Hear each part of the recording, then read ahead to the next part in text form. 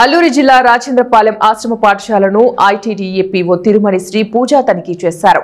ఆశ్రమ పాఠశాలలో విద్యార్థుల పట్ల నిర్లక్ష్యం వహిస్తే కఠినమైన చర్యలు తప్పవని ఐటీడీఏ పీఓ తిరుమణి శ్రీ పూజ హెచ్చరించారు.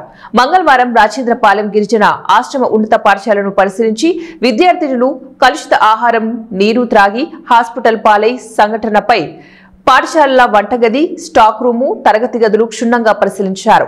స్టాక్ రూమ్ లో వంట నూనె, ఇతర సామాగ్రి, కాలం చెల్లిన ఆహార పదార్థాలు ఉండటంతో వార్డెన్ పై తీవ్ర ఆగ్రహం వ్యక్తం చేశారు. హాస్టల్ అపరిశుభ్రంగా ఉండటంతో పిల్లల పట్ల ఇదేనా మీ శ్రద్ధ అని, మీపై క్రిమినల్ చర్యలు ఎందుకు తీసుకోకూడదు అని హెచ్చరించారు.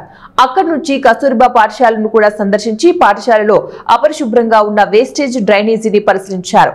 వేస్ట్ డ్రైనేజ్ పైకి వెళ్లిపోకుండా వేరే గత్యంతరం లేక హాస్పిటల్ ఆవరణంలోనే ఉండటంతో దుర్వాసన వస్తోందని కస్తూరిబా ఎస్ఓ పరిమళ తెలుపగా, తహసీల్దార్ ప్రసాద్ రావుని కస్తూరిబా పాఠశాలల పక్కన భూమి వివరాలు అడిగి తెలుసుకుని కాలువ డ్రైనేజీ బయటకు వెళ్లడానికి భూమి పరిశీలించాలన్నారు.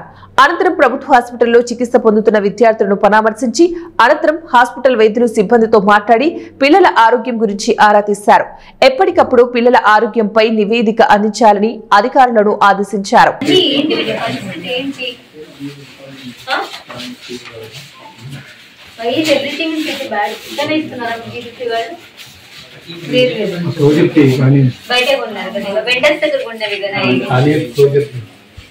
ఎందుకు మరి ఇట్లాంటి కొంటున్నారు? కొనేదెవరు? పెడతారా ఇట్లా? మనం తింటాం ఎట్లనే? కూరగాయలు తీసేది మీరే కదా షాపులకి వెళ్ళి. ఇట్లాంటి అయ్యా ఇట్లా కుళ్ళిపోయినవి ఏవైతే ఉన్నాయో అవే ఇవ్వండి అయ్యా అని అడుగుతారా? మరి ఏంది ఇది? What is this non sense? Menu ఏం పెట్టారు? శనివారం మధ్యాహ్నం గుమ్మడికాయ మేడం, మెన్యూ పెట్టారు. గుమ్మడికాయ పచ్చని పప్పు పెట్టారు మేడం. సాయంత్రం బంగాళదుంప టమాటా. శనివారం సాయంత్రం నుంచి మీకు ఇష్యూ వచ్చింది కదా, శనివారం ఉదయం పెట్టారు. శనివారం ఉదయం కిచిడి. మెనూ ఏంటి? శుక్రవారం రాత్రి ఏం పెట్టారు? శుక్రవారం రాత్రి క్యాబేజ్ మేడం. వెజిటేబుల్ నెంబర్స్ ఎందుకు తేడా వస్తున్నాయి?